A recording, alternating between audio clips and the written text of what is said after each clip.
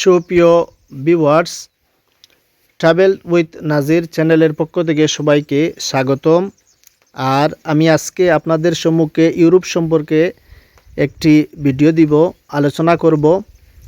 মূলত এটা আমরা যারা ইউরোপে আগত আমাদের জন্য দুঃসংবাদ, কারণ আমরা ইউরোপে আসি আমরা মিডল ইস্ট, কাতার, ওমান, দুবাই এবং এশিয়া, সিঙ্গাপুর এবং বাংলাদেশ থেকে যারাও আসি একটা আশা ভরসা নিয়ে আসি। আর এটি স্বর্গরাজ্য ছিল যে ইউরোপের পর্তুগাল।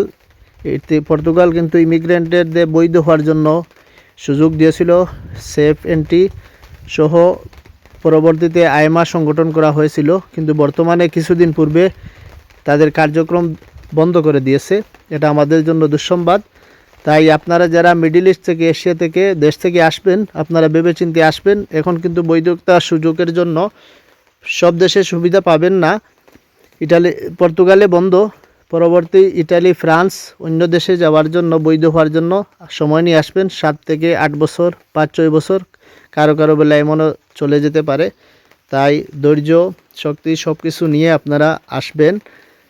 আর আশা করি একটা না একটা সুযোগ হবে। আর পর্তুগাল যেটা তাদের যে ইমিগ্রেন্টদের জন্য যে সিস্টেম, যেটা এটা বন্ধ করে দিয়েছে কিছুদিন আগে, তারা জানিয়ে দিয়েছে। আর আমাদের দেশের যারা শ্রমিক আছি বাইরা, অসংখ্য বাইরা আসছেন নতুন। তাই আপনারা আপনাদের সুবিধার্থে এটা জানানো হলো যে আপনারা এই ধৈর্য নিয়ে, পরিশ্রম নিয়ে প্রবাসে আসবেন।